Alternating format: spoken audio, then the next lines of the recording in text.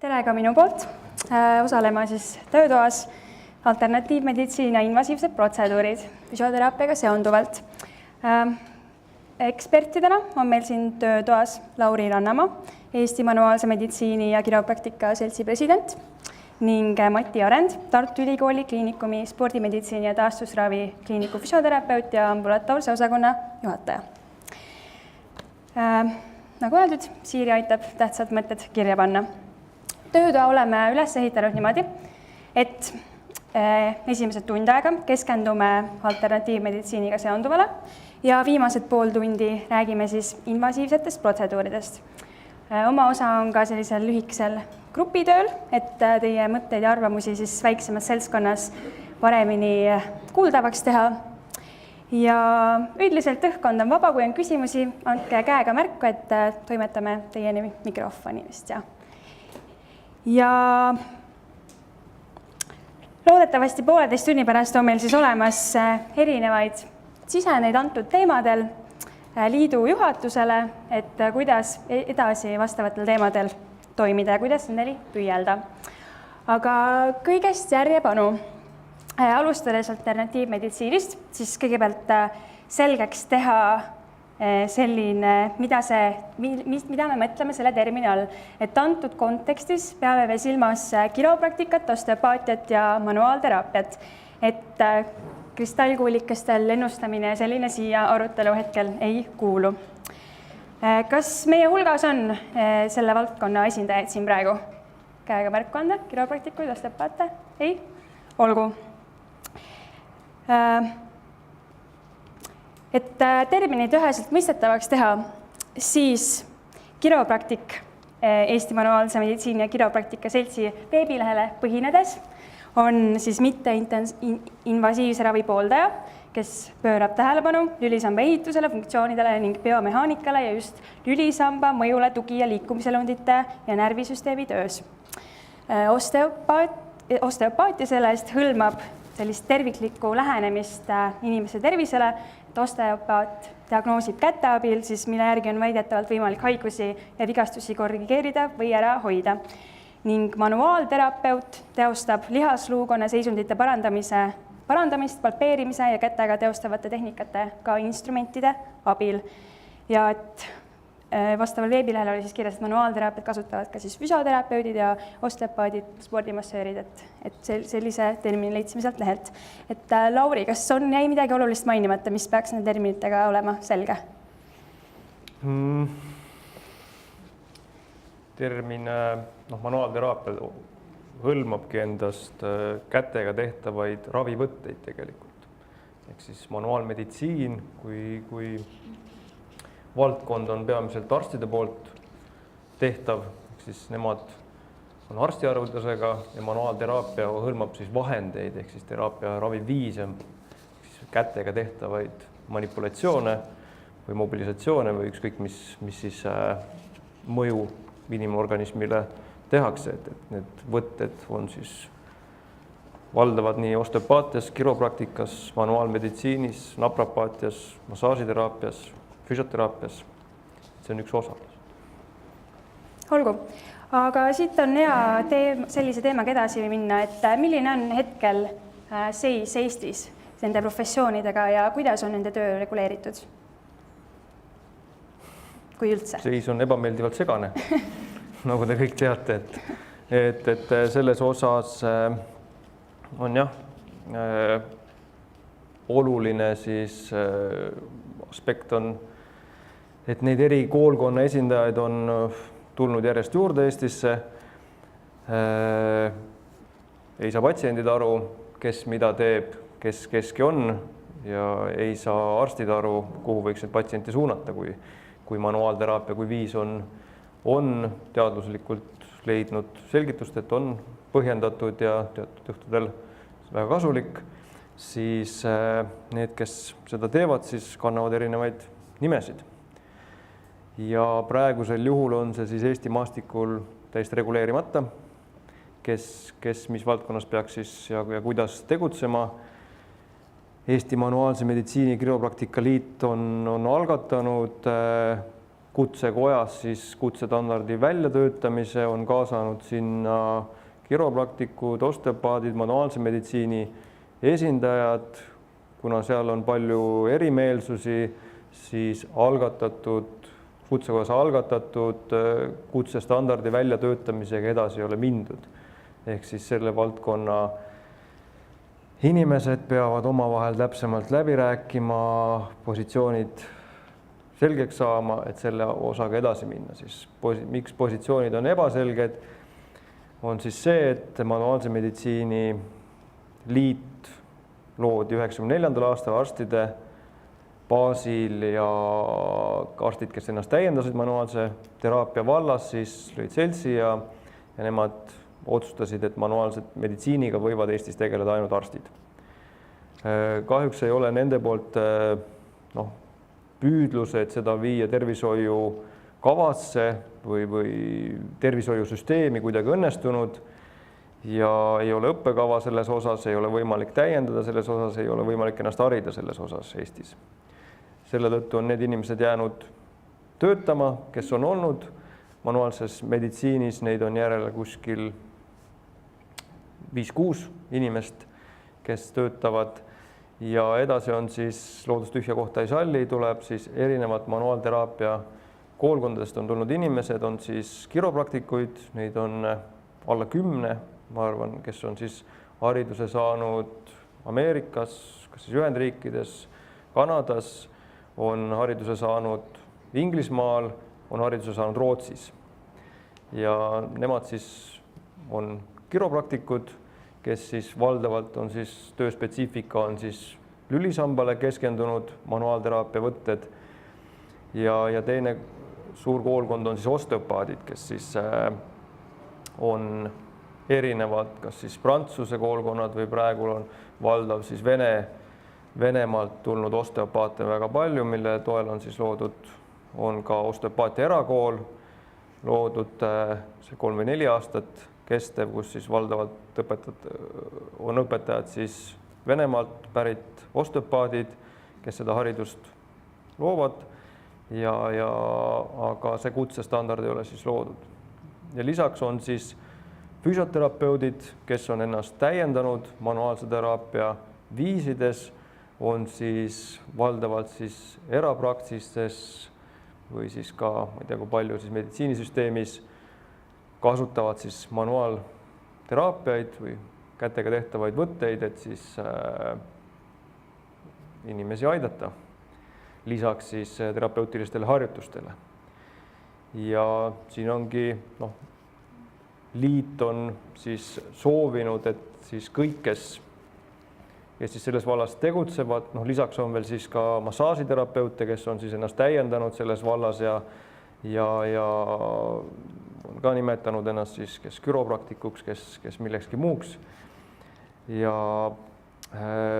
meie eesmärk oleks siis reguleerida seda valdkonda ja anda siis kõigile võimalus ka esiteks ennast täiendada ja lõppkokkuvõttes siis atesteerida ja ennast siis sellel maastikul nagu positsioneerida. Et vahe on siin suurel määral siis selles, et mis teeb kellegist siis meditsiinitöötaja või siis terapeudi ongi siis haridustase, üks on siis arstiharidus, mis siis võimaldab, kes on siis laiemate teadmistega tervise seisukohast ja justkui võivad siis teha ka lülisamba manipulatsioone, ehk siis valdkond, mis tekitabki ohtu, on siis lülisamba manipulatsioonid, ehk siis kiired väikese amplituudiga liigutused, mis siis hõlmavad ohtu, kui me ei suuda adekvaatselt diagnoosida, millega on tegemist tervisehäire puhul ja võime tekitada siis tervisekahjustuse või ka võib-olla letaalne lõpp sel inimesel siis, kui tehakse seda valesti ja see siis ongi määratlus, miks igaüks ei peaks manipuleerima, kui tal puudub piisav haridus. Ja siin kutsestandardi väljatöötamisel on olnud mõte siis, et luua erineva kategooria terapeudid, et see oleks arusaadavam, kes siis manipuleerivad, kes on arstiharidusega, kes on osteopaadid, kes on kiropraktikud, kes on siis manuaalteraapiat tegevad terapeudid, siis füsioteraapia baasil õppinud või siis muul viisil, et see maastik korrastada siis. Muus osas jah, paneb paika ikkagi turg ja teisalt siis ka riiklik tellimus, ehk siis fakt on see, et kui me standardiseerime, ütleme, et manuaalterapeut on see ja see, siis keegi tuleb ja ütleb, et ta on naprapaat ja ta töötab väljaspool seda ja teeb, mis ta tahab. Et kokkuvõttes on tegelikult kõik need inimesed on lihtsalt skeletilihassüsteemi terapeudid, kes kasutavad manuaalteraapia võtteid. Ehk see on suur osa seltskonnast, kes on pärit erinevatest koolkondadest, kellel on erinev ideoloogia asjade tegemiseks, aga tulenevalt siis teadussaavutustest, mis ütlevad, miks mingi asi toimib, need seisukohad ainult lähenevad ja see võtete ja teraapia kasutamise hulk kattub väga suurel määral, sest 90% on kattuv, seda, mida tehakse. Et see on üks suur valdkond, lihtsalt erinevad koolkonnad. Ja siin ongi, nii kogu maailmas on siis see, et mismoodi seda reguleerida siis ja miks Ameerika Ühendriikides on kiropraktikud, on kiropraktikarstid ja neil on meditsiinisüsteemis kindel osa, aga sinna osasse ei kuulu näiteks naprapaadid ja võib-olla ostepaadid või akupunkturistid või muud valdkonnad. Et see on küsimus, kuidas seda reguleerida, milline lähenemiskoht võtta ja oluline on siin see, et kui mingi lähtekoht võtta, peab olema see kaetud nii koolitustega, et neid inimesi on võimalik nii toota ja anda võimalus inimestele, kellel on huvi selle vastu ennast sellega kurssi viia siis. Ja positsioneerida ennast meditsiinimaastikul. Kus need ametid siis, kus need professioonid töötavad hetkel, kus neid leida võib? No valdavalt on need erasektoris, kõik on eraettevõtjad, kuna ametlik meditsiinisüsteem seda nüüd nii väga minu meelest ei tea, kuidas ütleb manuaalteraapia terapeut. Sellise nime all jah, et mujal nagu kliinilises keskkonnas ei ole jah. Ega seal osas nagu jah, kõrgkoolid ka ei aita kaasa, või kas peaks kaasa aitama või see on juba iseasi küsimus, aga praegu ei aita. Kuskil ei koolitata üheski kõrgkoolis neid, et ei anta nagu Lauri ütlebki, et ei anta nagu võimalust inimestele seda poolt vaadata, mis võib-olla tõstaks ka inimeste nagu teadlikkust ja siis seda taset. Ehk et sellele teenusele on väga suur hulk tarbijaid, väga suur hulk inimesi saab sellest abi, arstid soovitavad, inimesed, kes abi saavad, soovitavad, samas on selles valdkonnas väga palju hämara taustaga ja hämarate oskustega inimesi, mis on probleem ja siis me olemegi, kuskilt peame pihta hakkama. Olgu, aitäh selle teema avamise eest. Nüüd, kus oleme põgusalt saanud aimu, siis on hea aeg teha väike ajurinnak, teid jaotada 6 grupiks ja natukene mõtiskleda väiksemas seltskonnas. Et selleks teeme nii, et teeme 6 loe ja moodustame siin grupid, et läheb kuskil 10 minutit. Hakkame kohe siit algusest pihta. Esimene, teine, 3, 4, 5, 6, 7, 4, 5, 6, 7, 3, 4, 5.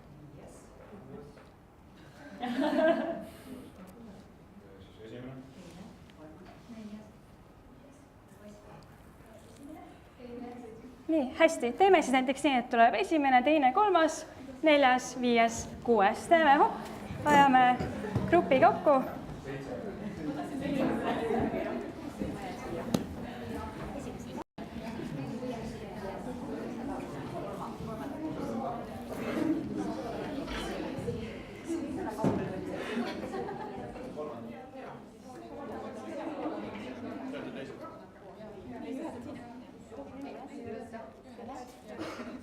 Nii, hästi ja selle sagimise käigus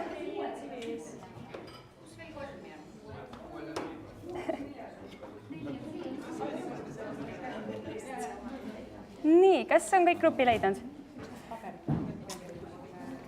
Väga hea, nii, esimese ülesandena, väga-väga lihtne ülesanne, teil on 1 minut aega tutvustage ennast, kus te olete, kes te olete ja nii edasi. 1 minut, läks. Omavahel. Jah.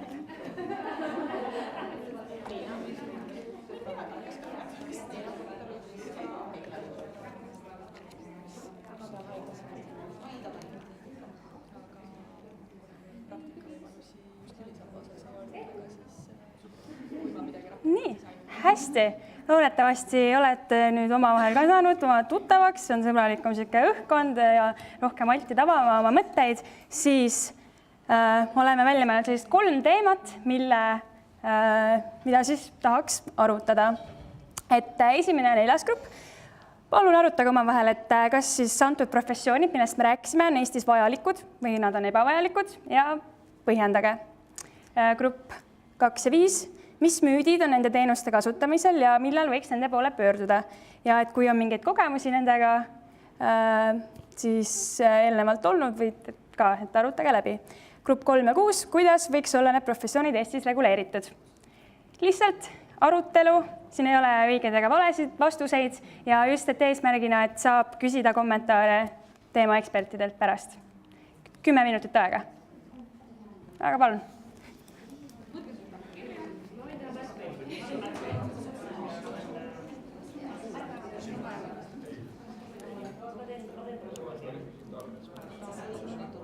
Nii, hästi. Rõõm näha, et on tekkinud põnevaid arutelusid ja väga häid argumente siin erinevate gruppide seas. Nagu ikka, esimestel on see õnn alati alustada. Et mida teie oma grupi arutelus leidsite või olulisi küsimusi tõstatasite antud teemal? Täpselt see juhtus, mida ma kartsin. Ja nüüd juhtus see, mida mina kartsin.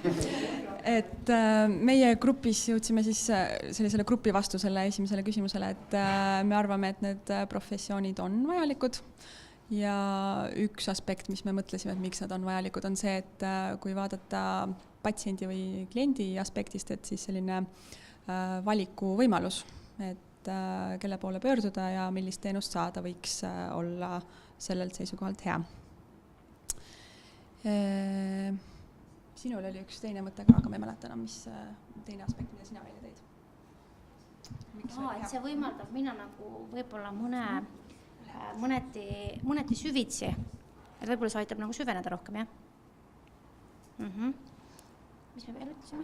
Kas 4. grupp äkki soovib täiendada oma mõtteid sel teemal või ei pooleli? Ma mõtlen ikka grupi arutelu peale, et mis me veel mõtlesime, et vajalik küll, aga et sellega peaks siiski kaasas käima sellesama kliendi või patsiendi seisukohalt siis ka mingisugune garantii või nagu turvalisuse küsimus, et päris igaüks ei saa ennast reklaamida ükskõik mis nimega välja, vaid et kuidagi see võiks siiski olla reguleeritud või kontrollitud või mingisse ühingusse need inimesed võiksid kuuluda, et see usaldusväärsus oleks ja nii-öelda nagu garantii patsiendile. Olgu. 4. grupp, kas teil on midagi olulist lisada, küsida? Ühesõnaga, ma arvan, me jõudsime enam sarnastele arusaamadele esimese grupiga. Tulid meil siis teemaks üles siin, et pigem võib siin mõjuda see placebo-efekt ka, et mõnikord patsiendid lähevad ka nagu selle võib-olla mõttega sinna. Tekkis ka see korra üles, et kas seal käivad ka need patsiendid, kes lahti ei taha saada kaebustest, et selline passiivne ravi ja selline vastandus natuke tekkis. Ma kohe niimoodi ausalt ütlen kõik välja, mis meil absoluutselt. Siis tekkis, mina tõstatasin ka selle probleemi just, mis käis kokku selle lahtisaamisega oma murest, et kas krooniliste kaebuste puhul on see sõltuvus neil tekkinud võib-olla sellest manuaalsest teraapiast. Ja siis me jõudsime ka sinnani, et osteopaatidest me väga palju midagi ei tea. Jah, et selle kohta ei oska midagi öelda. Olgu. Mati, oskad sa kommenteerida neid väiteid või vastata? Kui see küsimus oli, et kas need professioonid on Eestis vajalikud, ebavajalikud ja miks, siis me ei jõua ju kõikidele asjadele spetsialiseeruda füsioterapeutidele, eks, et see loobki ühe võimaluse avardada oma vaatevälja, et arst on arst, aga väga-väga palju erinevaid spetsialiteete, eks.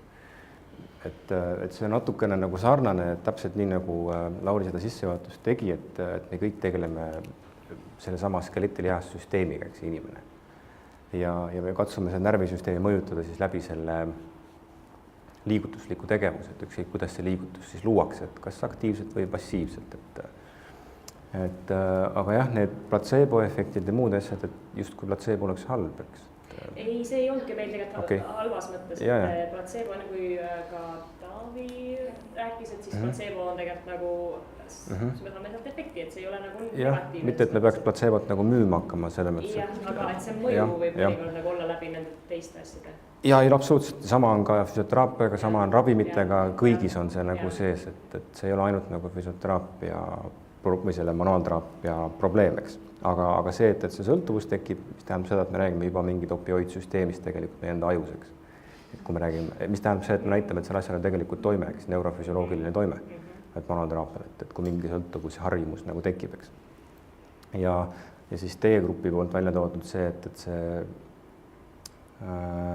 reguleeritus läbi selle, et igaüks võiks nagu teha, mis kattub sellesse, mis hommikul räägiti põhimõtteliselt, mis käib ka füsioteraapia osas, et igaüks, kellel pole haridust, ei peaks siis ennast nimetama kas siis füsioterapeudiks või manuaalterapeudiks, et meil oleks see kindlus, et kui mina patsiendina lähen, siis ma ikkagi tean, kelle juurde ma lähen, et see oleks nagu reguleeritud siis teatavate struktuuride poolt, et oleks inimesel kindlus, et talle rakendatakse siis võimalikult adekvaatset ravi, et ei tehta mingit X-asja.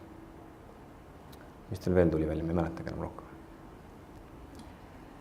Ja kui mina üritaks nagu vastata sellele, siis ma arvan, et jah, oleks nagu vajalik küll need professioonid, et kuidas me neid nimetame, on täiesti lahtine veel, sest kõik need professioonid ise ei suuda ennast päris hästi ikkagi terminoloogiliselt paika panna ja see tekitab lihtsalt segadust praegu. Et kui me räägime ikkagi füsioterapeutidest, kes on manuaalse võtete ravi suunaga, siis me räägime ikkagi ju baasharidusest füsioteraapiast ja sellele on lisandunud siis täiendõppe nii-öelda. Et sellest me saame nagu omavahel ju aru, aga need teised loovad väikest segadust, mida võiks hakata siis ikkagi endale kõigepealt selgemaks tegema omavahel ja siis teavitama kogu seda üldsust, mis on siis meditsiini valdkond üldse ja siis on see patsientuur, klientuur, kes peavad ka aru saama. Aga kui me isegi ei saa aru, siis ei saa patsient ammugi aru. Et see on nagu mure praegu. Olgu, hästi. Liigume siis hetkel edasi. Teine grupp, mis teie oma arutelus leidsite või mis küsimustele te vastuseid sooviksite?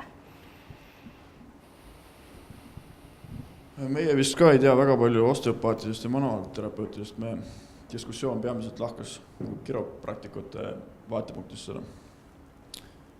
Me võtsime selle julguse, et siis rääkida, mis on müüdid ja mis ei ole, et mis on need väärarusaamad. Võib-olla kõige suurem müüt, mis nagu täna ka natuke on välja tulnud, et on see stereotüüp, mida kiropraktikutest näiteks arvatakse, et nad on nii-öelda kondiväänajad. Andmata võib-olla aru, et mis teadmised neil on, mida võib-olla meil ei ole. Ma isiklikult küll kadestan nende kokkupuudet kas radioloogiaga või juba sellised biomehaanilised teadmised, mis ma arvan, et on teaduskohtades paremad. Lisaks müütidest tulid meil meelde veel, et justkui arvatakse, et neil on mingi õel äriskeem, et nad üritavad patsiendid panna enda sõltuma, et nad ravivad sümptomaatikat, mitte neid põhjuseid, et patsiendid tuleksid nende juurde tagasi, et nad sellega teeniksid võimalikult palju. Arvan, et on müüt, aga muidugi on üks asi, see läheb hästi järgmise punktiga kokku, et üks järjekordne müüt meie arust, et nad on nii-öelda, kindlasti on paljud ise hakanud ja need ongi sellise kuvandi neile tekitanud, et nad on mingid ise õppinud, kes siin on mingid kurblood on tulnud avalikkuse ette, kuidas on kas imikuid näiteks manipuleeritud, kaelmanipulatsioonid, mis iganes traagiliste tagajärgedega. Et see on selle kuvandit kindlasti tugevalt mõjutanud ja võib-olla see läheb selle eelmise müüdiga kokku, et see kvaliteet nagu ei ole tagatud, et noh, eks on ilmselt nagu meilgi, et see on lihtsalt reguleerimata ja sealt tulevad need probleemid. Olgu.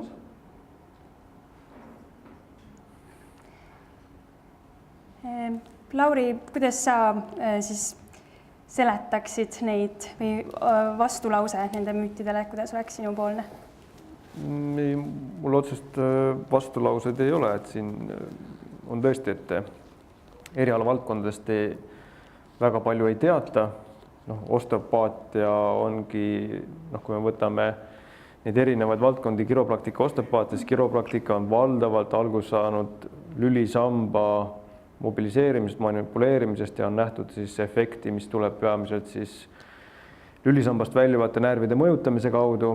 Siis osteopaatia on palju laiem, on seal siis nii skeletilihassüsteem kui ka siis läbi seedeelundkonna mõjutamise, siis autonoomse närvisüsteemi mõjutamise, pluss siis kraniosakraalsed tehnikad, erinevad viisid, siis ka pehmekoeteraapiat, kuidas siis inimkeha siis terviklikkust mõjutatakse ja ei keskendu ainult siis lülisambale.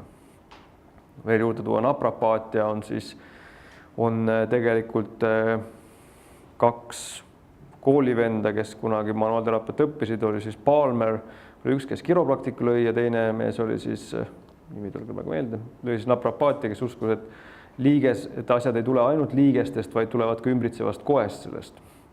Ja nemad lõid siis koolkonna, kus valdavalt siis on pehmekoe tehnikad ja lülisamba siis pehmemad mobiliseerimise võtted, mis siis praegusel juhul Põhjamaades on väga palju naprapaate ja on ka Soomes on juba meditsiinisüsteemi on siis naprapaadid tulnud füsioterapeutide ja kiropraktikute kõrvale siis nagu massaažiterapeutide sarnaselt, aga on siis veel omakorda siis on siis koolkond ja Eestis mõningad inimesed veel õpivad, on ka Rootsis näiteks naprapaatiat. Et siin tulebki erineva nimega inimesi, kes siis üritavad siia integreeruda, oma teenust hakata pakkuma. Aga siin ongi see ohutuse seisukoht ja see, et me ei teagi, kuhu, kes on, et keegi paneb sildi ukse peale, siis me usume, et on see. Aga olekski need liidud ja ameti standardiseeritud grupp oleks siis see, kes me teame, et nad on siis läbinud õppe, me teame, et nad on siis kvalifitseeritud ja seal ongi grupp inimesi, kes tahavad sinna turule tulla, need peavad siis mingitele tingimustele siis vastama ja neid täitma. Et seal on siis ka see niinimetatud kindlustuse komponent võiks olla sees siis see, et kui kellelgi midagi juhtub, siis need inimesed vastutavad ja seal on mingi vastutuse mehhanismid ka. Et nii nagu on meditsiinisüsteemid olnud. Olgu, kas 5. grupil on sellele teemale midagi olulist lisada, mis on jäänud rääkimata? Meie mõtisklesime, et kas me oleme üldse kompetentsed vahet tegema müüdil ja siis sellel tegelikkusel. Et panime lihtsalt kirja asju, mida me oleme ise kogenud ja mida me oleme siis kuulnud erinevatest allikatest. Ja võib-olla see õel äriskeem oli siis ka meie puhul esimestest asjadest, et kuna tegutsetakse erasektoris, et siis justkui tahetakse vastsündinutest kuni raukadeni ja kõikidel oma seda tegevust rakendada ja rõhutada veel, et nad peavad seal elu lõpuni käima iga natukese aja tagant, hea kui paar korda nädalas. Aga samas oleme ise siis kogenud oma patsientidel, et tulemused on väga erinevad ja mõned tõesti saavad väga kähku oma hädadest lahti ja mõned üldse mitte.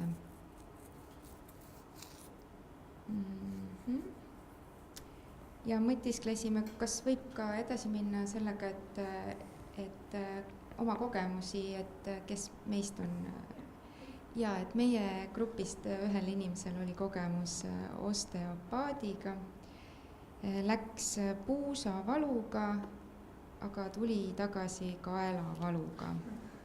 Et puusavalust lahti ei saanud ja tegevus oli siis selline nagu erinevate kehasegmentide ja liigespiirkondade loksutamine.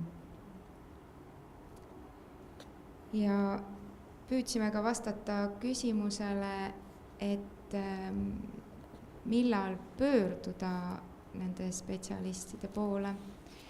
Ja minul tuli meelde, et Mati rõhutab sageli, et kui inimene on varem saanud abi, et siis võib seda varianti kaaluda ka sel korral. Ja et üldse, et kui inimene ikka väga tahab seda, et siis ei maksa seda maha teha ja et las ta siis läheb. Aga meil tuli küsimus, ka kerkis küsimus ekspertidele või õigupoolest ühele eksperdile, et kuidas patsiendid teieni leiavad, et kas arstid tõepoolest suunavad või otsitakse ise ja mis kanaleid pidi see asi toimub?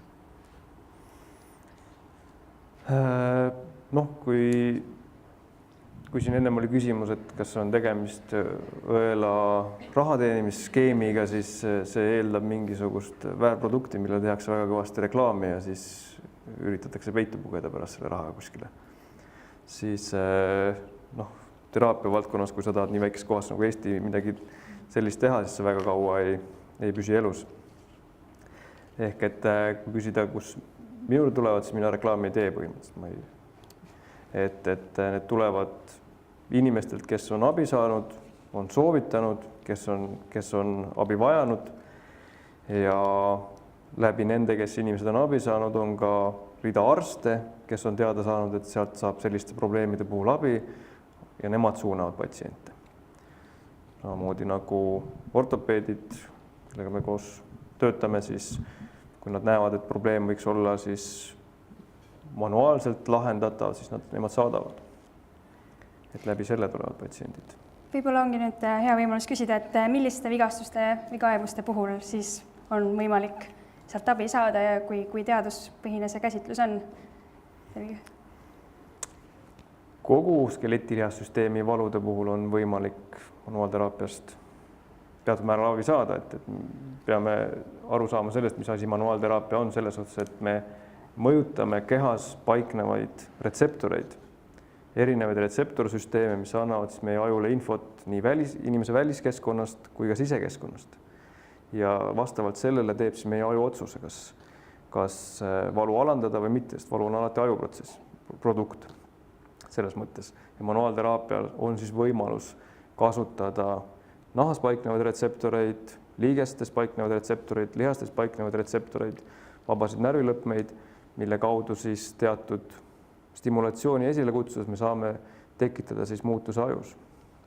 Ja vahel tekib siis niinimetatud düsfunktsioonikompleks, kus inimene ei saa, on trauma saanud näiteks, kas siis füüsilise, võib olla ka emotsionaalne ja see siis väljendub tema kehas siis sellise liigutusdüsfunktsioonina. See on siis liigesliikumine on häiritud, on tekkinud lihaspasm ja on närvijuur on ärritatud. Närv, mis seda piirkonda innerveerib. Ja läbi selle mõjutamise on võimalik see düsfunktsionaalne või reflektoorne väljund siis elimineerida, mille tagajärjel inimene saab hakata paremini liikuma ja läbi harjutuste seda liikumist hoida siis ja parandada.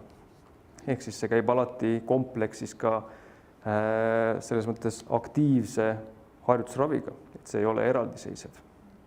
Et kõik uuringud on näidanud, et manuaalteraapia on efektiivne, aga ta on alati efektiivsem kombineerituna muu raviga. Kas on siis kombineerituna siis ravivõimlemisega, raviharjutustega, on siis füüsikaliste asjadega, teipimise, medikamentoosse raviga, et see on üks võimalus inimkeha mõjutada. Samamoodi nagu on harjutustega võimalik mõjutada. Ja siin on küsimus olnud ka, kas on palju inimesi, kes on jäänud sõltuvasse selle manuaalteraapiast. Kindlasti, sellepärast, et me läbi nende manipulatsioonidega vallandame samamoodi endorfiine, opioide, mis tekitavad hea enesetunde, mis vallanduvadki selleks, et alandada valulikkust ja siis teha hea enesetunne. Samamoodi, kui te lähete ja jooksete tund aega, teie aju vallandab väga palju opioide ja endorfiine. Küsimus, kas paljud inimesed, kes jooksevad, on sõltlased? Kas nad on jäänud sõltuvusse sellest? Kindlasti on. See, kui me läheme Selverisse, tunneme saia lõhna, ostame saiakese, on ka meie aju tänukeskuse üks funktsioon, mis ütleb, et saiak võiks olla hea. Mati, võib-olla sa lähemalt kommenteerid, mis see teadus hetkel väidab selle käsitluse kohta veel? Lauri nagu ütles ära, et tegelikult ei saa nagu väita, et manuaalteraapia ei ole teaduspõhine, et seda ei saa mitte kuidagi nagu väita. Aga sellisel juhul, kui me väidame, et kui me võtame kõik need asjad eraldi, et kui teie nimetate või me nimetame ennast füsioterapeudiks, arvame, et liikumine aitab inimesi, ei aita. Kui me räägime ainult, et sunnime inimest liikuma, siis ei likvideeri tema seljavalu ära. Kui me räägime, et teeme ainult selgitustööd, siis see ei ravi, eks. Sellest üksi jääb väheks. Et kui me teeme medikamentoosset ravi, see ei ravi ju ainult. Et kui me anname ainult, tableti, mitte midagi muud juurde enam. Et see ongi nagu üks kompleks ja uuringutes on hästi raske seda inimese mõju hinnata, sest ega me tegelikult ei tea, kuidas see inimese süsteem ikkagi niivõrd hästi toimib, et siin on palju-palju veel selgusetut. Et palju tööd on veel teha, nagu kõik uuringud ütlevad alati, et tuleb nagu edasi uurida. Aga enamik süstemaatilisi uuringuid ja metaanalüüse siis näitab, et sellel on teatav efekt ja selle kõige suurem efekt on valule ja just sama metoodika läbi, mida siis Lauri rääkis, et see, mida nüüd siis nimetatakse see neuromodulatoorne efekt. Et kui varem on pigem seda manuaalteraapiat selgitatud just sellise biomehaanilise muutmise, mõjutamise efektina, et me justkui paneme midagi paika või no ikka ei pane paika, et paika paneme ainult siis, kui on tegemist mingite konkreetsete luksatsioonidega, et õlg on paigast ära, siis see reaalselt pannakse tagasi. Eks puus samamoodi, et kas on tegemist endoproteesimise järgse või mis iganes, see ju pannakse tagasi. Eks. Aga kui me räägime manuaalteraapia valdkonnas lülisambas, siis seal ei saa midagi tagasi panna kahjuks. Et mida me mõjutame, on jah, see kõik, mis seda ümbritseb, seda süsteemi, meie siis seda raamistikku nii-öelda ja me mõjutame ikkagi see, mida Lauri rääkis, kogu see retseptorsüsteem mõjutame siis läbi selle oma kesknärvisüsteemi. Ja uuringud on näidanud, et me reaalselt suudame tegelikult manuaalteraapiaga mõjutada ka autonoomset närvisüsteemi. Et seda on hakatud järjest rohkem mõõtma, et on järjest enam vahendeid tulnud, millega me näeme seda mõju siis autonoomse närvisüsteemile, mis tähendab seda, et kui erinevad manuaalteraapia võtteid teha, et mõjutame ka protsesse, mis on meie kontrolli alt väljas. Et kuidas need täpselt toimivad ja kuidas nad sellesse süsteemi, et miks üks patsient paraneb ja teine ei parane, et kuidas see täpselt mõjutab ühe inimese kogu seda süsteemi on väga-väga raske ennustada. Aga kui me võtame need kõik osad eraldi, et keegi ütleb, et ainult liikumine on see, mis ravib, no ei ravi. Ja ainult see venitamine on see, mis ravib. Et üksi need kõik jättes, siis need ei ole üldse efektiivsed. Et see ongi selline kompleks võimalus ja Ameerika füsioterapeutide assotsiatsiooni liikumis, mis iganes otsuse nad vastu võtsid, seal sees on ortopeediline manuaalteraapia. Et nad tõdevad seda, et see võib olla üks suund, kus taastusravi algab, aga see kindlasti, nagu Lauri ütles, jätkub siis aktiivse liikumise. Et see on lihtsalt üks väikene osa. Ja mõnel juhul jah, patsientidel, et kellele see asjad sobivad, siis kasutage need asju, mis neile endale meeldib. Nende enda meelestus on selles samas suunas, et kui me hakkame üksteisele vastu võitlema terapeudi ja patsiendina, siis asjad ei lähe. Et ma arvan, et ise tunnete ka, et osade patsientidega teil lihtsalt ei sobi kokku ja siis ei sobigi. Mis see tähendab, et teie tegevused, kui te selgitate seda taustsüsteemi patsient, ta lihtsalt ei kuule teid. Mis see tähendab, et see ei ole korrektne tegevuseks, et ta lihtsalt ei võta seda sisse. Aga kogu see teadussüsteem taust praegu näitab, et sellel on oma efekt, aga võtke ka sellise väikse soolana seda, et kes viitsib teadusuuringuid praegu jälgida, siis süstemaatilist ülevaatet te võite arvata, et see on see, kus te teadusinfot saate. Aga ma soovitan natukene ette vaadata, et süstemaatilisi ülevaateid kasutatakse praegu väga terava reklaamina. Eriti geenitehnoloogiat, eriti geeniteaduses ja muudes asjades on süstemaatilised ülevaated, metaanalüüsid on täielikult kallutatud.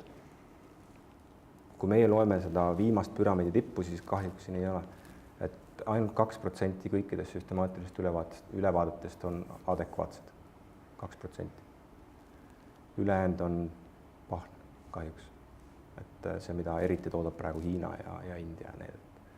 See kahjuks niimoodi on, et me peame ikkagi natukene ka ise olema asjakohased ja teadlikud ja selgitama enda jaoks lihtsalt selgeks, kui me neid loeme, et kui me jääme ainult lugema kokkuvõtteid ja neid postitama igale poole, millest võib tulla väga palju seda sama, mida me praegu üritame lahendada, et kui me ütleme, et midagi see ei sobi ja too ei sobi, aga tegelikult, kui me seda uuringut hakkame nagu lähemalt vaatama, siis seal tegelikult seda ei öeldud ja kui me võtame ka süstemaatilist ülevaadet, mida peaks just uskuma kui tõde, eks, et see on väga palju asjade kokkuvõte, siis tegelikult nii ei ole, et tuleb natukene jälgida. Olgu, peame nüüd võib-olla natuke oma teemast tagasi hüppama selle põhjal, mis me siin juba rääkisime reguleerimisest, et mida 3. ja 6. grupp arutasid just reguleerimise teemal või on hetkel juba räägitule midagi lisada? Meie arutasime siis, kuidas reguleerida, nagu siin Lauri ja teist välja tõid juba ka, et siis on väga raske on tõenäoliselt reguleerida, et me tulimegi selle peale, et tõenäoliselt võib reguleerida, aga siis on jälle keegi, kes tegelikult lihtsalt ei võta sealt sellest regulatsioonist nii-öelda osa ja teeb ikka oma asja. Et siin väga hea näide tuli see, et äkki peaks rohkem lihtsalt andmeid koguma ja teavitustööd tegema selles osas, et me harime täpselt nendes neurofüsioloogilistes selgitustes või nendes efektides, proovime nii rahvast kui terapeute, et ma olen selle pooldaja, et haridus aitab meid nagu kõiki edasi viia ja seda kõike korda paada, et kui te teetegi mingit konverentsi ja olete eksperdid ja liit harib kõike, siis ega need inimesed niikuinii tulevad sinna konverentsile, nad tahavad teadmisi saada ja kui seal tuleb kvaliteetne, tõenduspõhine selline info neile kogu aeg, et siis ma arvan, et see iseenesest juba reguleerib ennast nii terapeutide suu kaudu kui ka siis rahva suu kaudu. Ohutuse teema pealt mõtlesin ka, et äkki see andmete kogumine on hea, et äkki me ei tea, kui ohtlik ta tegelikult on, meil on tegelikult vähe andmeid, et äkki võib-olla ülikooli poolt ka sütitada mõni üliõpilane koguma neid andmeid, et käigu vaadaku näiteks neurokirurgias patsiente, kui palju jõuab näiteks manuaalterapeudi juures nagu sinna osakonda, et meil oleks mingi statistika, millel me saame nagu põhineda, näidata, et meil on probleem ja siis see nagu päevavalgele tuua, et siis me saame selle ohutuse teemale ka nagu rohkem põhineda ja inimesed sinna suunas suunata. Ja kui see on juba tehtud, siis ma arvan, et hakkab neid inimesi ka väikselt sinna ühte mingi sellise manuaalkutse ühindavasse asja tulema ja siis ongi võib-olla lihtsalt kutse luua ja kvaliteetseid teadmisi ja pädevust kontrollida. Olgu, hästi, kas 6. grupil on lisada midagi kogu sellele teabele, mis hetkel on teieni jõudnud? Meie mõtlesime nagu konkreetsemalt, et võib-olla, et need õpped võiksid olla ühe katuse all, et kui näiteks on erakool, et siis seal on, saad ise siis valida seda suunda, see, et mis õppega sinna sisse saab ja see kõik on nagu veel keerulisem küsimus, aga või teine variant, mis meil käis läbi, et siduda see nagu riigiõppega, ehk siis näiteks magistri tasandil, et saaks seal spetsialiseeruda. Et need olid nagu meie mõtted, et kuidas seda õpet saada, et vajadus niisuguse adekvaatse õppe järgi on kindlasti olemas. Et see võiks kuskilt kättesaadavam olla, kui ta võib-olla täna on. Olgu, hästi, aitäh oma arvamust avaldamast. Nüüd siuke väike pluss-miinus analüüs selle teemaploki lõppu, et mis oleks need põhjused, ütleme kohe konkreetselt kirja nendega koostöö tegemiseks füsioterapeutide poolt, siis miks me peaks nendega koostööd tegema ja miks me võib-olla ei peaks nendega koostööd tegema. Et keegi oskab kohe niimoodi välja tuua, et miks peaks? Et toimib, et abi saada? Võib saada abi? Et võib erinevaid võimalusi siis nagu, et kui ise ei ole pädev, et siis suunata edasi võib-olla, kes on siis ehk.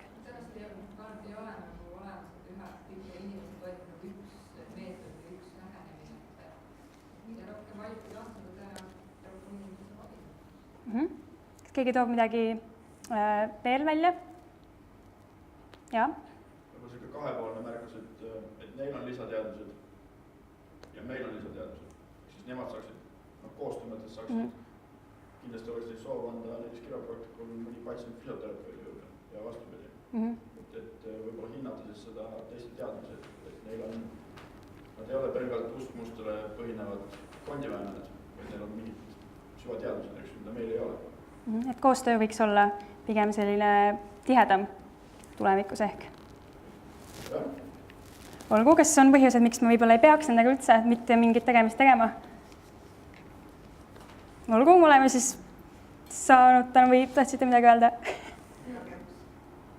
Ikka peaks, et oleme niisuguse... Mõningatel juhtudel võivad need sõnumid patsiendi jaoks olla liiga suurt segadust tekitavad, et ta saab lihtsalt niivõrd vastukäivat informatsiooni oma seisundi kohta, et selleks, et ta ei ole võimeline oma peas seda pilti kokku panema nendest erinevatest sõnumitest, mis tulevad erinevatelt spetsialistidelt.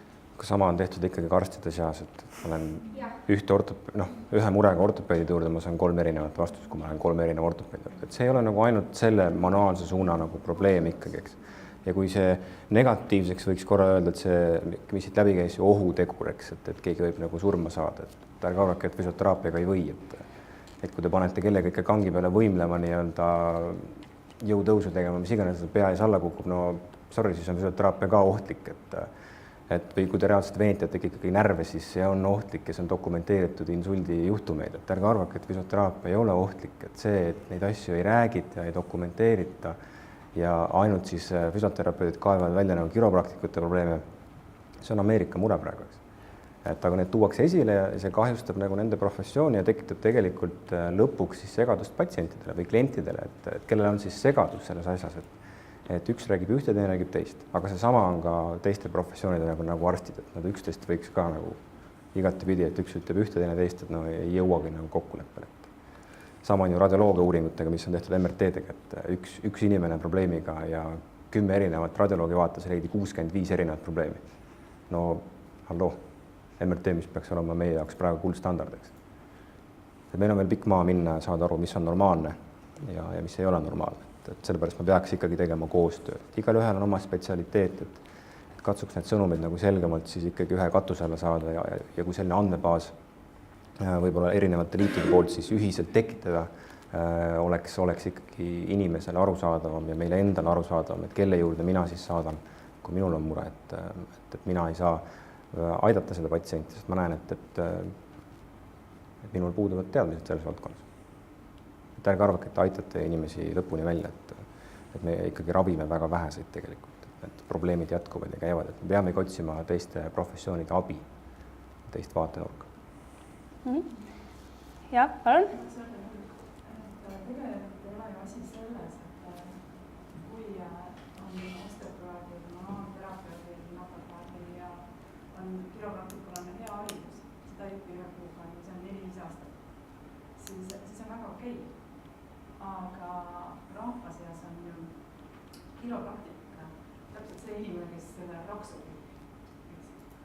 Ja seda, et minu arust nagu see tuleb ära reguleerida selles mõttes, et seda raksu tegemine ei ole raske. Ja see ei ole ka vajalik. See ei ole ka vajalik. Seda on ju teaduslikult praegu vähemalt ühel juhul siis tõestatud, et mitte nagu väga suurtes uuringutes, aga on nagu näidatud. Inimese jaoks, kelle ma tea see raks lehtida, kui selle vabandamise sai, siis tema jaoks oli, ei ole, kes seda siis tegi, täpselt see, kes seda aitas. Just. Pigem on asi nagu selles, et meie ka ei tea, kes need raksud lähevad kuskil metsas on. Aga üks minust, kellest ei üldse pole räägitud, on ju meikapterapeut, kes teevad ka midagi ja keda on Eestis ka olemas. Jah. Ma arvan, et see teema jääb siin katmata hetkel, aga... Seda küll, aga tegelikult inimese jaoks ei ole vahet. Tema teiga vahet. Et mis see täpne nimetus seal on, jah. Jah, ma arvan, et me võib-olla olemegi jõudnud selle arusaamale, et koostöö oleks vajalik, aga et rohkem peaksime teadma kes nad on, mis nad teevad, mis haridusega, et oleks kindlus, kelle juurde saata või keda soovitada, et võib-olla see on niisugune hea mõte, millega siit edasi liikuda uue teema juurde. Et invasiivsete protseduuride juurde liikudes küsin kiirelt sellise küsimuse, et kes valdab siis kas dry needlingut või siis vaagnapõhjateraapiat hetkel, mis on Eestis sellised invasiivsed protseduurid, et tõstke käsi. On siin hulgas, kes on õppinud seda? No ilgelt jah, siin 1, 2, okei, 3, selge. Teistele siis natuke selgituseks, et ole hea, Lauri, alusta sina, räägi siis natuke dry needlingust lähemalt või lühidalt ka. Mis asi see on? Dry needling on teraapia vorm, kus siis kasutatakse akupunktuurinõelasid ja neid pannakse siis kohtadesse, nimetatakse triggerpunktideks, aga me võime neid erinevalt nimetada, siis on siis üleärritunud segment või kus kohas siis väljendub see närvisüsteemi selline düsfunktsioon, kus siis närvi ärrituse tulemusena on tekkinud siis lihaspass, sellega seoses siis liigesliikumishäire, funktsioonihäire ja valutundlikkuse tõus. Ja dry needlingut kasutatakse selleks, et panna nõel sellesse punkti, kus siis tekib lihase kokkutõmbereaktsioon, mille tulemusena siis me ärritame nõelaga mehaanretseptoreid, need tekitavad reflektoorse vabanemise reaktsiooni, mille tulemusena siis valutundlikkus väheneb, liigesliikuvus paraneb ja lihaspass alaneb. Ja nii nagu massaažiteraapias või manuaalteraapias kasutatakse erinevaid surumisi nendele punktidele või siis selle liigese mobiliseerimist, siis dry needling on üks vorm siis, kuidas skeletilihasüsteemi valusündroome ravida või mõjutada. Hästi, võib-olla Mati, sina kommenteerid seda vaagnapõhjateraapiat mõne lausega äkki? Ma ei tea, kas mina olen õige inimene seda kommenteerima muidugi, aga põhimõtteliselt see käib selle invasiivse protseduuri alla ikkagi selles mõttes, et kui me räägime 2 Eestis praegu olevast siis invasiivsest protseduurist või tegevusest, siis on ju tegemist vaagnapõhjalihase piirkonna hindamisega, eks? Kui me räägime või siis ka seal mõjutamisega, mis on ka üks manuaalteraapia valdkond ikkagi tegelikult, kui me laiemalt mõtleme, ja siis ongi see nõelravi või siis süsteravi, et kui me räägime dry needlingust, mis kasvas välja siis akupunktuurist ja süsteravist, eks. Et kui üks hetk hakati vaatama, et mis siis saab, kui ma ei süstigi midagi, ma panen nõela sisse, efekt oli nagu valu alanemisele sarnane. Aga see 2000 aastane nii-öelda see verelaskmine ja sealt siis see nõelravi akupunktuurina tulnud, et seda hakkab siis läänemeditsiin nagu võtma üle ja otsima siis neid põhjendusi sinna taha. Et teatav osa maailmast on siis klassifitseerinud füsioteraapia kui mitte invasiivse tegevuse ja siis me neid ei tohi teha. Jah, ja see on, kui mina olen mõnda aega veetnud Ameerikas õppides, siis konkreetsed osariigid ei tohigi teha. Kui keegi teeb, sorry, lähed kohtu alla. Ja see on juba päris drastiline. Et esiteks võetakse litsentsid ära ja muud, ei tohigi teha, eks. Sest kui me Eesti on nagu selles mõttes tore, et nagu te hommikul nägite, läheb päris pikk aeg selleks, et midagi muuta seadusandlikul maastikul kui üldse, aga võib-olla on tore, et me teataval määral ei ole praegu reguleeritud. Et kellel on see väljaõppe, nagu me siin kogu aeg praegu räägime, et kui see väljaõppe on olemas, et siis me nimetaks, kuidas me tahame ennast, aga me teame, et see on kvaliteetne nagu õpe, kuna me oleme ennast koolitanud. Ja kellel on see vastav õpe, siis jah, võib seda kasutada. Aga kui me räägime sellest, et me tegeleme tegelikult põhimõttelist invasiivse raviga, mis käib ikkagi meditsiinitöötajale, mis on siis arst, õde või ämma emandeks. Et kui seda keegi hakkab kunagi reguleerima, siis tõmbab meile nagu selle mõttes piirid ette, et seda tähendab siis invasiivne protseduur, et me ikkagi läheme kehasse sisse. Et võib-olla niisugune väide teie kommenteerimiseks, et ütlesite, et kellele, kes on siis nagu vastav õppe saanud neid teostada, et kes see siis peaks olema, et kas see on siis füsioterapeudi ülesanne, kas mõni täiesti teisel eluala isik läbib koolituse, võib hakata nõelravi tegema või et mis haridusega inimesed siis nagu neid võiksid või peaksid teostama? Mina olen näinud seda, kui vanaisa õmbleb ise haava kinni selles mõttes, et võtab nõela ja tõmbab niidi taha ja siis õmbleb pojal haava kinni. Et see on reaalne olukord selles mõttes, aga jah, kas autojuht peaks olema siis teie nõelravispetsialist on ise asi, kuigi riik üritab koolitada inimesi ümber, eks, mis ei tee kellegist nagu halba spetsialisti, kui ta õpib seda ümber. et aga see tähendab, et need baasteadmised, et kui me räägime füsioteraapia õppest, see 5 aastat kestev õpe, eks, annab piisavalt hea põhja, et sinna midagi siis süstemaatilist peale ehitada, milleks on siis spetsiifiline muu suund, eks. Ehk siis peale magistriõpet võiksid füsioterapeudid või peaksid? Või ka siis praeguse bakalaureusõppe see 3 aastat, et kui peab väljuma siis tööturul, et peab olema see võimalus, aga kui me räägime ülikooli hariduses, siis tegelikult on ülesehitus ikkagi 5-aastase peale, et see nagu hõlmab ikkagi kogu seda osa inimese ravi ja taastusravi osas, mis annab võimalikult hea ülevaate, aga need trainillingu ja nõelravi koolitused kestavad sageli nädala lõppudeks, et kui me räägime ainult sellest, siis see on vähe, et see on selgelt vähe. Et kui inimesel puudub inimkehaga tegevuse baastaust, et siis see on nagu selgelt vähe. Et siis ütleme füsioterapeudi baashariduse pealt võiks olla niisugune miinimum. Sest sageli need osad koolitused, mis on nagu mujal maailmas, otseselt ei nõua, nagu, et piisab ka sellest massööri haridusest, mis sageli võib ka olla nädala lõpu koolituseks. Ja koolituse tegijad tahavad ikkagi nagu raha saada, eks, et mitte see õel protsess, mis käib seal Ameerikas või kuskil kiropraktikute, eks, aga võib-olla ei kontrollita siis keegi, kui saab selle nõelravi spetsialisti või trainillingu kursuse läbitud, et siis on kokku äkki ainult nagu 4 päeva läbitud, eks, 2 päeva siis massööri asja ja 2 päeva siis trainillingu, eks, kuskil mujal maailmas, eks, et see võib juhtuda muidugi, aga meie võiks ikkagi aidata nagu reguleerida, et seal oleks see kindlus seal taga. Aga küsiks siis hoopis sellise küsimusi Laurile, et kuna sina viisid seda koolitust läbi kevadel, et mis sa arvad, et kas hetkel on Eesti ülikoolides funktsionaalanatoomia ja biomehaanika õppe piisaval tasemel, et võiks tulla pärast siis kas bakalaureuse või magistriõpet siis nagu hakatagi teostama neid protseduure?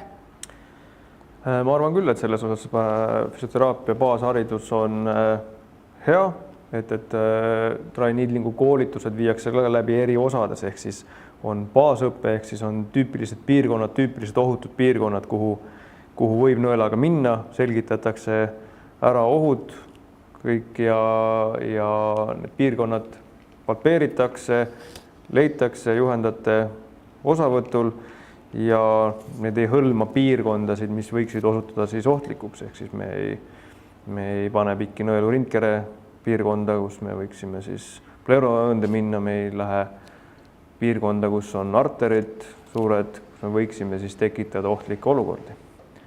Ehk et see baas on olemas, kui on spetsiifilised piirkonnad, siis sellele eelneb alati funktsionaalse anatoomia eelkursus, mis siis võtab täpsemalt läbi, kus lähevad närvid, arterid, milliseid piirkondi vältida. Olgu, kas on siin viibijatel küsimusi?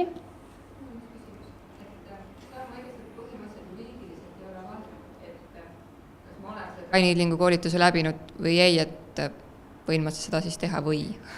Ma saan aru, et üks asi on nagu see pädevust ja teadmiste olemasolu on ju, aga tänapäeval me saame seda ka nagu ise ennast kurssi viia, et juriidiliselt põhimõtteliselt võime me siis teha neid invasiivseid protseduure või?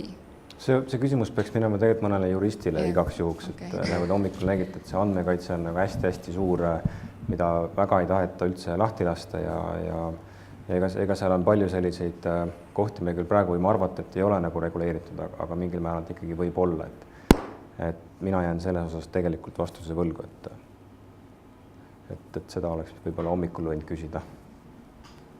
Ja ei ole ühtegi seadust või keelavad seadust, mis ütleks, kui kuskil oleks trainilling sees.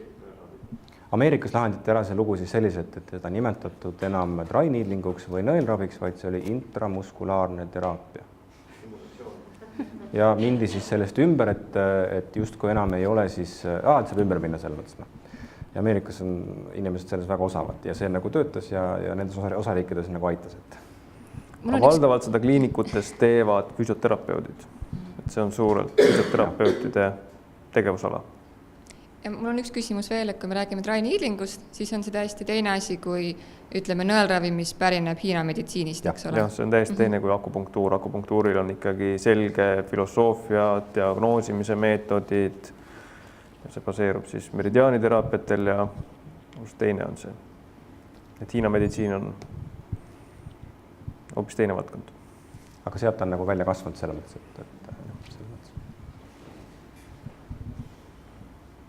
tohib küsida, et ei taha üldse ebaviisakana kõlada, aga kas on mingeid regulatsioone, mis nagu reguleeriksid ka siis nagu õigust neid koolitusi korraldada? Nagu selles niisugune küsimus ongi. Sul on koolitusseadus on see.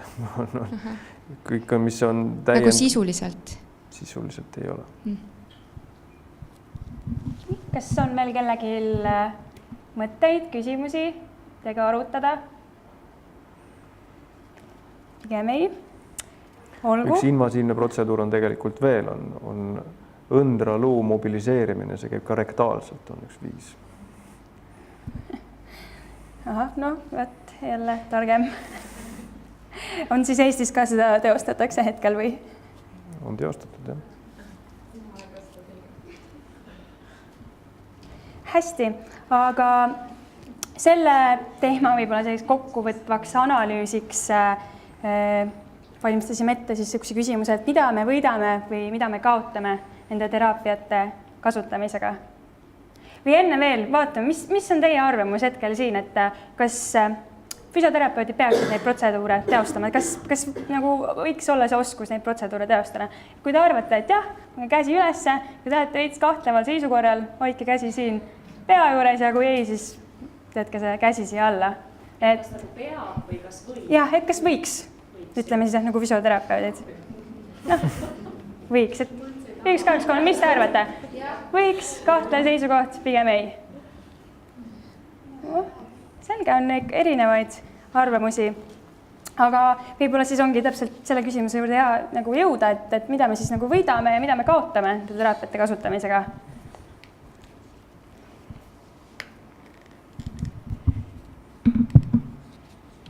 Pani nii mõtlema küsimus, ma loodan, et vaikus, et jah, et mis oleks need... Kõik võivad vastata. Jah, kõik võivad vastata. Mina olen ka füsioterapeut tegelikult, kui keegi arvab, ma olen kiropraktik või ma ei ole kiropraktik. Et mina olen oma teraapias alati otsinud võimalusi inimkeha efektiivselt mõjutada, ehk siis proovida vähegi determineerida seda, kui me midagi mõjutame, et mis siis hakkab juhtuma inimkehas. Et ma olen iga füsioterapeut peaks oma valdkonnas vaatama laialt ringi, et mis on need meetodid, võtted, viisid, kuidas inimkeha võimalikult ohutult, aga otstarbekalt siis mõjutada. Et kellele võib-olla piisab ka selle kristallkäevõru andmiseks, et tema turvatunnet parandada, või siis kellega võimelda, keda manipuleerida, mobiliseerida, keda venitada, kellele nõel panna, kellele määrata või teha laserravi või ultraheliravi või magnetravi, et need kõik on vahendid ja oluline on see, et endale selgeks teha, mis vahendid, kuidas mõjuvad ja milliste inimeste puhul oleks otstarbekas ja milliste mitte.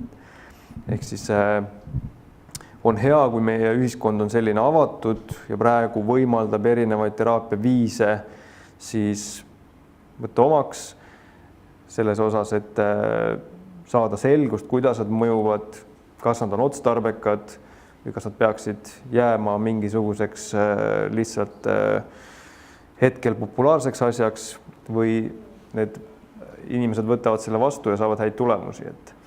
Et dry needling on üks vorm, mis on oma efektiivsust näidanud minu praktikas vähemalt ja teadusuuringutes, et kes tahab sinna suunas arendada, siis vaadake avatult ringi. Sama kehtib ka ükskõik milliste muude teraapiavormide puhul, on need siis ükskõik siis liikumisteraapias, Aleksandri tehnikad, McKenzie'd, igal ühel on midagi anda või midagi millestki õppida, et see ei tähenda, et me peaksime jääma sellesse ühte asja kinni, et mina olengi nüüd ainult dry needlingu spetsialist või mina olengi ainult ravivõimleja, teen ainult neid süvalihaste harjutusi, vaid me peaksime vaatama avatult ringi ja vaatame, kas me suudame mõtestada neid tehnikaid ja asju või ei suuda. Hästi. Mis ohud võiksid nende teraapiate kasutamisel nagu esineda? Dry needlingu teraapiaga ohud on see, et me võime pneumotooraksi tekitada inimesele, mille puhul siis inimene vajab mõnda aega haiglaravi, võime kahjustada mõnda olulist veresoont või ka kõhuõnde torgates sepsise tekitada, et neid ohtusid on, et nendest peab olema teadlikud ja peab oskama neid ohtusid vältida. Juhul kui on eksitud, oskama inimest suunata abile, need kõik on olemas ja lisaks siis on dry needlingus nõutav ka kirjalik nõusolek selle teraapias osalema, et inimene saab aru nendest ohtudest ja et tal on seda selgitatud ja kirjeldatud. Hästi, on küsimusi osalejate seas? Ei? Olgu. Siis ma arvan, et me võime nendele teemadele võib-olla siin hetkeks joone alla tõmmata, et aeg on kiiresti lennanud, oleme saanud väga palju huvitavaid mõtteid ja aruteluteemasid ja sisendit võib-olla Eesti Füsioterapeutide Liidu juhatusele, et mis seisukoha nemad peaksid antud teemadel võtma. Tegime ka sellised 2+ analüüsi võib-olla, et kuidas neid teraapiaid ja ka alternatiivmeditsiini, kuidas nendesse suhtuda ja mis nendest arvata. Aitäh teile, et olete kaasa mõelnud ja kaasa rääkinud. Aitäh ekspertidele kommenteerimast antud teemasid. Ja kui kellelgi on veel midagi lisada siia teema lõppu, siis mikrofon on veel teie, meil on veel natukene aega. Ei? Olgu, hästi, siis Siiri. Hästi suur aplaus Anneli.